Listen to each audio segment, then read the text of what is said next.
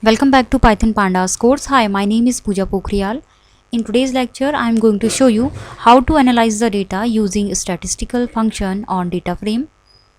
So far in this course, we have seen the types of data structures and how to deal with them. We have also seen how to load data from different resources and how to manipulate it. Now let's analyze the data in this lecture. First, open Visual Studio Code and create a file. So file with default name will be created. Now you can save this file as Python. Click on file and go to save as option. Now you can give any name to your file. So I am giving compute, and then you can select the type of file. We are creating Python file. So just select Python and click on save. Now your file has been saved. First step we need to do is we need to import pandas because we are dealing with statistical function of data frame. So I am giving aliasing as PD. Now we will refer pandas as PD. Now to analyze data we need the data first. So let's have a look on CSV file first. We have this CSV file named stats.csv. We have this data. You can see we have columns product 1, product 2 and so on, and then associated data. So we will load this data from the CSV file to data frame and then we will analyze it. Now you know the step how to read CSV file. So we have function named read CSV, and this function loads data from CSV to data frame, and we need to specify the path of file. So that stats.csv file is inside P drive, and then there is one folder named Python dummy, and then file is stats.csv, and this read CSV will return object of data frame. We are storing it in df. Now you can see the content of this df by printing value of df. Press Ctrl S and you can run this code by clicking on this green icon. You can see the output on terminal window. Here you can see the output of the program. We have this data frame with rows and columns. Column names are product 1, product 2 and so on, and then we have associated data, right? So in this data frame we have some NaN values also. So NaN, you know, stands for not a number, and NaN means that value is not specified, right? Now let's analyze this data. Now first we will check the number of non-null elements in each column, and for that we have function named count. So we are writing df.count inside print statement, so it will print number of non-null element in each columns, right?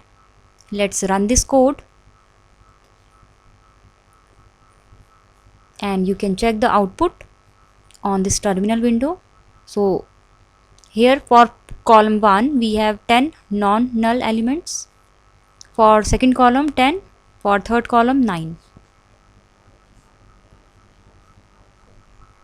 Here you can see for third column we have one NaN, that means one null value. For fourth column again one null element. So here you can see according to number of non-null elements value is there, right? So you can check number of non-null elements in each column using count function.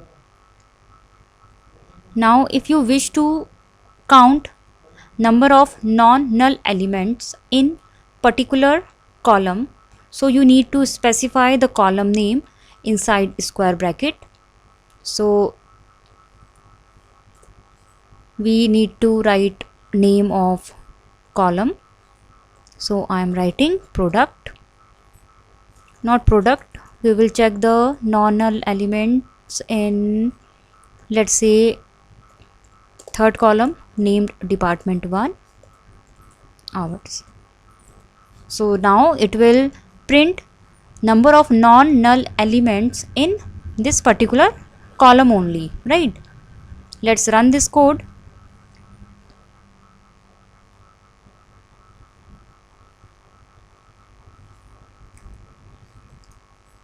So here you can see we have this data frame and number of non-null elements in third column, and that is 9. So we can apply statistical function on data frame and on particular column as well, right? In similar way, we can print the maximum value or minimum value in each column using max function. So it will print max value in each column. In similar way, we can also print minimum value using min function. So it will print the minimum value. Now let's comment this line for better understanding. Now let's run this code, and on terminal window you can see for each column it has printed minimum value and maximum value. So maximum value for first column is this, second column this, and so on, and minimum value for first column is this, second column this, and so on. So using min and max function we can print maximum value and minimum value in each column. If you wish to print maximum value of particular column, then you need to specify column name over here inside square bracket. Then this maximum function will be applied to that column only, right? Now we have number of function, and in similar way you can apply those functions. To calculate median, we have function median, and this median function will print median of each column having numerical values only, right? In similar way, we can also print mean value using mean function, and it will print mean value of each column. So in this way we can apply statistical function on data frame, and we can also print correlation value between two columns. So if we write df dot CORR, that is called, it stands for correlation.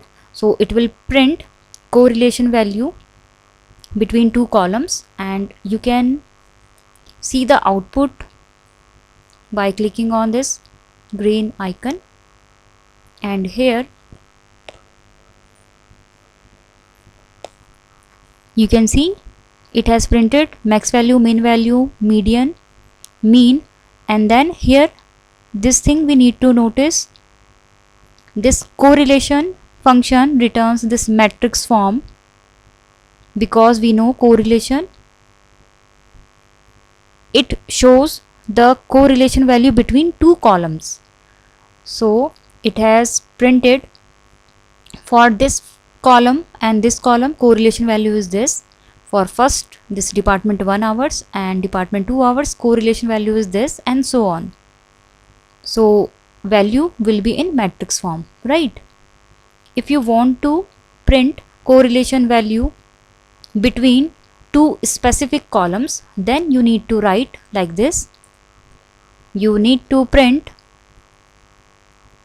df, and then you need to specify the column name over here. So I am writing column 1 named this dot CORR, and then inside parenthesis you need to specify another column of data frame like this. So I am writing next column, that is this. So this 10th statement will print correlation value between this column department 1 hours and department 2 hours only, right? It will not print the result in matrix form. So let's comment this line and see the difference. So here you can see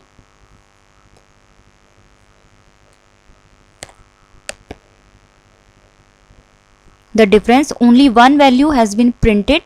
So this is the correlation value between specified columns, this one and this one.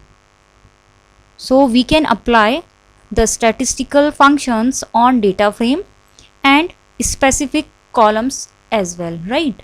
So now you know how to apply these statistical function. In similar way you can use another function, like we have sum function, and sum function is used to print sum of each column. That means addition of values of each column. Let's run this code and you can see the output on terminal window. You can maximize it.